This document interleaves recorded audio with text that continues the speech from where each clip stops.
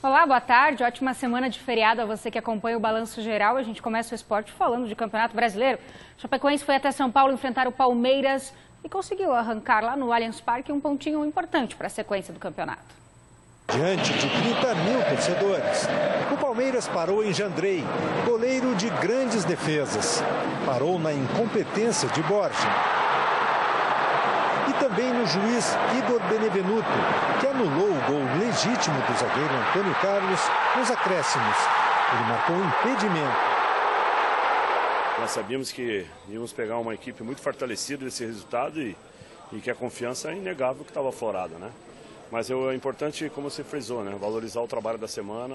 Os jogadores fizeram exatamente a proposta que nós trabalhamos. Eu acho que nós tiramos o ímpeto do Palmeiras no primeiro tempo. Nos 5 minutos finais, aí é normal, né? Uma pressão. O Palmeiras colocou a equipe no ataque mesmo, começou a posicionar praticamente toda a equipe dentro da área, mas isso é uma situação normal. Soubemos sofrer nessa situação. Claro que a gente viveu daí 2 contra-ataques do Guilherme, não conseguimos mais parar essa bola no ataque, sofreu uma falta, mas enfim, eu acho que não só o ponto é importante, mas resgatamos o espírito da Chapecoense. Tá aí, boa tarde, Boa tarde. Durante a semana, a imprensa, principalmente paulista, enfim, do Rio de Janeiro, dizia que o Palmeiras venceria fácil esse jogo com a Chapecoense, muito em função do resultado do Palmeiras também na Libertadores da América, mas a Chapecoense foi para lá com um time fechadinho, naquilo que a gente pede aqui, né, vamos fechar a casinha aqui atrás, né, nada de ir para frente enlouquecidamente, e conseguiu arrancar esse empate. Claro que teve esse gol, né, no final, que foi legal. A banca paga e a banca recebe, né? Banca paga e a banca recebe. Os palmeirenses estão chorando, estão reclamando com todo respeito. Eu sei que aqui na região tem muitos torcedores do Palmeiras, mas os coerentes vão concordar que contra o Internacional o Palmeiras foi beneficiado 2 vezes. Um pênalti no Nico Lopes e um gol legal, um gol legítimo do Leandro Damião, que foram 2 lances capitais que a arbitragem errou a favor do Palmeiras. E realmente houve este gol do Antônio Carlos, gol legítimo, que foi anulado equivocadamente pela arbitragem, né? Então, a Chapecoense fez um jogo dentro do seu padrão, ou seja, um jogo de muita marcação, de muita pegada, de muita garra, de muita raça. O Gilson Kleina falou na semana passada que o time precisava resgatar a sua identidade, e a identidade da Chapecoense é essa, né? Muita luta, sem luta não se consegue nada. Esse aí é o gol do Antônio Carlos, que realmente estava em posição legal, mas a arbitragem também tem sua justificativa, porque foi um lance na mesma linha, só mesmo com a câmera lateral e parada é que deu para a gente tirar a dúvida de que realmente o Antônio Carlos estava em posição regular. Mas isso aí acontece no futebol. A gente tem que destacar os pontos positivos da Chapecoense, começando pelo Jandrei, grande atuação do Jandrei, fez 4 ou 5 grandes defesas impedindo o gol do Palmeiras, mas não é só mérito do Jandrei. O time todo está de parabéns porque o sistema defensivo da Chapecoense foi muito eficiente e começou lá na frente com os 2 atacantes e todo mundo voltou atrás da linha da bola, muitas vezes, e especialmente no segundo tempo, se defendendo todo no campo de defesa, né, para segurar o resultado, e aí está o mérito do time da Chapecoense. Então, ajeitou a cozinha, ajeitou lá atrás, agora precisa melhorar também, é claro, né, e um passito de cada vez, né, a ligação do meio de campo com o ataque e também o ataque, que ontem no segundo tempo não teve conclusão, mas no primeiro tempo, na bola parada, quase que a Chapecoense marca, numa cabeçada do Amaral e num gol que foi anulado, e corretamente anulado, do Rafael Thierry, que por detalhes estava um pouquinho adiantado. Então, a gente tem que saber reconhecer a entrega do time, a raça, a força, né, dos jogadores, né, e a Chapecoense é isso aí, é muita luta. No Campeonato Brasileiro, a Chapecoense nunca conseguiu nada sem muita luta. E ontem, principalmente no segundo tempo, quando a gente via que em jogos anteriores, no segundo tempo, o time estava caindo de produção, ontem não. No segundo tempo, dentro da necessidade, porque o Palmeiras jogando em casa, motivado, 31 mil torcedores na arquibancada, vinha de uma vitória contra o Boca Juniors de 2-0 fora de casa pela Libertadores, era lógico que o Palmeiras ia atacar e ia para cima. E foi, e a Chapecoense teve competência para se defender, então eu acho que a gente tem que reconhecer isso e valorizar esse ponto conquistado contra um dos grandes do futebol brasileiro. Mas para esse ponto ficar bom, segunda-feira da semana que vem, vitória contra o Paraná Clube é obrigação. Daí faz 4 pontos em 9, aí eu acho que começa a respirar com mais tranquilidade. Então vamos valorizar o ponto conquistado contra o Palmeiras, mas já consciente da necessidade de vitória contra o Paraná Clube, segunda-feira da semana que vem aqui, pelo Brasileiro. Antes disso, quarta-feira, Copa do Brasil, Atlético Mineiro lá no Independência, mas por aquilo que o time jogou e produziu ontem, já temos uma expectativa positiva de que a Chapecoense volte a recuperar definitivamente o bom futebol que jogou, principalmente no final do Brasileiro do ano passado. E agora a gente fala da dupla Grenal. Vamos começar com o Grêmio, que entrou em campo no sábado e foi derrotado pelo Botafogo. O Grêmio, que entrou com um time alternativo. O Botafogo venceu o Grêmio. Dentro da grande área, Brenner chutou, a bola ainda bateu na trave antes de entrar. Michel subiu mais que todo mundo e empatou o jogo para o time gaúcho. Gilson chutou de muito longe e fez um golaço no final do jogo. Botafogo 2, Grêmio 1. Nós temos um grupo muito bom. Não é qualquer clube ou qualquer time que vem aqui enfrenta um time como o Botafogo aqui no Rio de Janeiro de igual para igual, com uma equipe totalmente modificada. Então eu estou satisfeito com meus jogadores. Essa foi a vantagem que o Botafogo levou no ritmo de jogo. Mas foi um jogo parelho, o Botafogo perdeu algumas oportunidades, o Grêmio perdeu algumas oportunidades, mas não esquecendo aquilo que eu falo para você, né? O Grêmio estava com uma equipe totalmente diferente e mesmo assim a gente jogou de igual para igual. Tá aí o técnico Renato Gaúcho. Já o Internacional empatou 100 gols no Beira-Rio com o Cruzeiro ontem.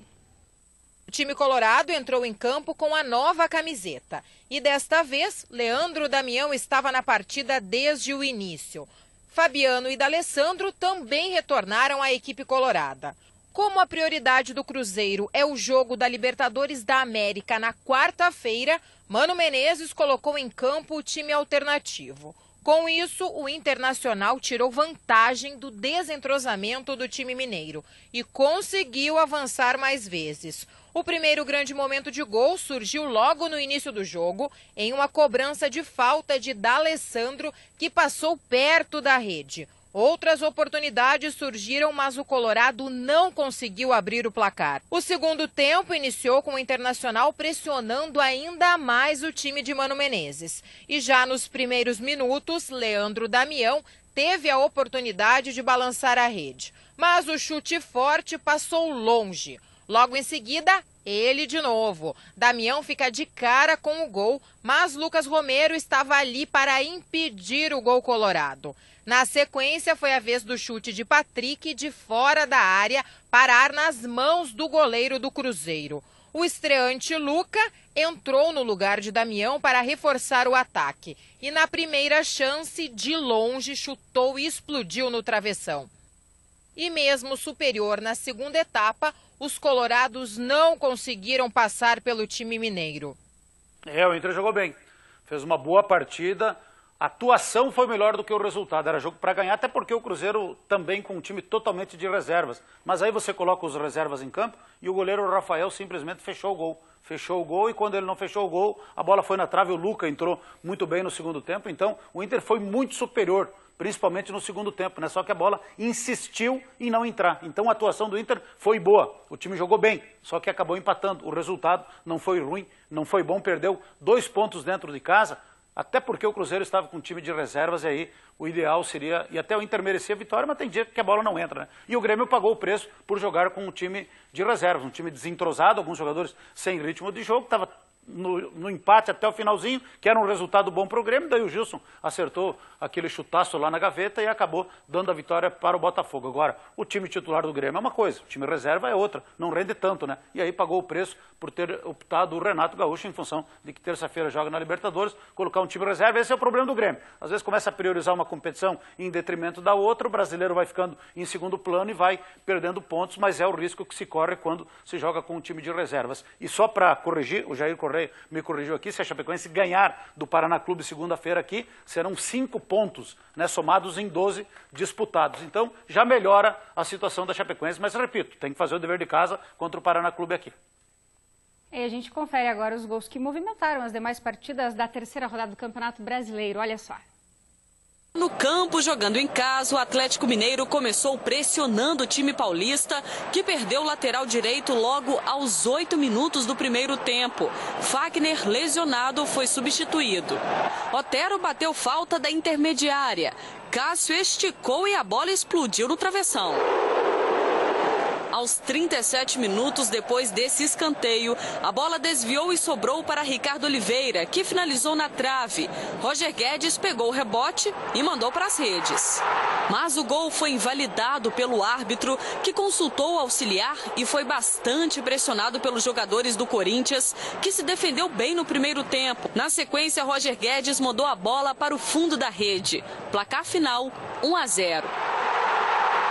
O Flu começou melhor, mas foi o São Paulo quem abriu o placar. Depois do escanteio, a trave e o goleiro Júlio César ainda salvaram, mas na terceira chance, o zagueiro Militão não perdoou. Pedro apareceu aos 43 minutos para empatar o jogo. 1-1, placar final. Fora de casa, o Flamengo pressionou. Vinícius Júnior recebeu o passe e bateu por cima do goleiro. 1-0. No segundo tempo, Rodney cruzou e Vinícius Júnior marcou de novo. E na cobrança de escanteio, a bola sobrou para Diego cabecear. O camisa 10 fechou o placar. Ceará 0, Flamengo 3.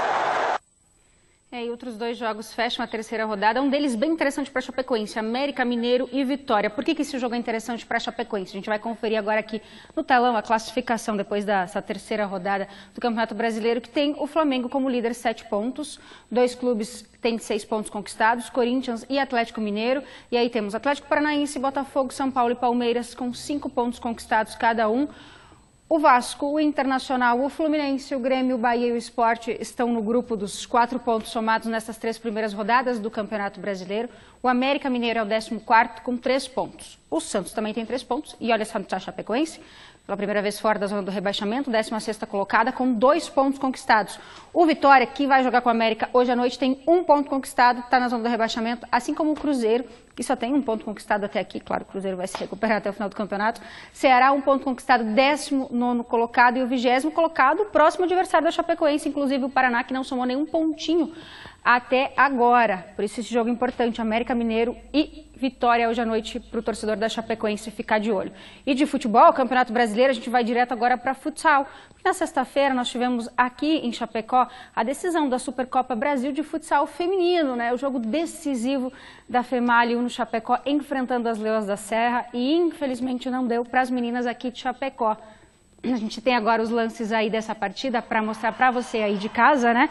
Depois do empate no jogo de ida, a Femalho recebeu as meninas e até saiu atrás do placar. Aí a Nega empatou aos 36 segundos depois. Leoas da Serra fez 2-1. Na segunda etapa, a Nega deixou tudo igual novamente. Como terminou 2-2, a partida foi para prorrogação. Mas aí na prorrogação não deu para as atletas aqui de Chapecó. A Mandinha marcou 2 vezes e deu essa vitória às Leoas da Serra por 4-2. Chapecoense que não conseguiu conquistar a Supercopa Brasil de futsal feminino e com isso também fica fora desse ano da Libertadores da América de futsal, mas vale ressaltar a boa campanha das meninas até aqui, parabenizar elas com certeza por terem chegado até essa final, e o ano reserva muitas competições e muitas conquistas para elas. É isso aí. Isso aí. É verdade, uma pena, né? Uma pena perder em casa sempre é mais dolorido, presença boa de público lá no ginásio Pelino Arlindenês, mas fez a diferença a Mandinha, que me parece que é ainda a melhor do mundo, né? Do mundo. Atualmente é a melhor do mundo, né? E aí, na prorrogação, ela foi decisiva, mas faz parte mesmo assim, e eu vi qualquer coisa na internet, que existe uma possibilidade ainda de uma segunda vaga para a equipe de Chapecó na Libertadores. Isso ainda há a se confirmar, mas o negócio é assimilar a derrota, levantar a cabeça, seguir em frente, porque tem muita competição importante ainda na vida do futsal feminino de Chapecó nessa temporada.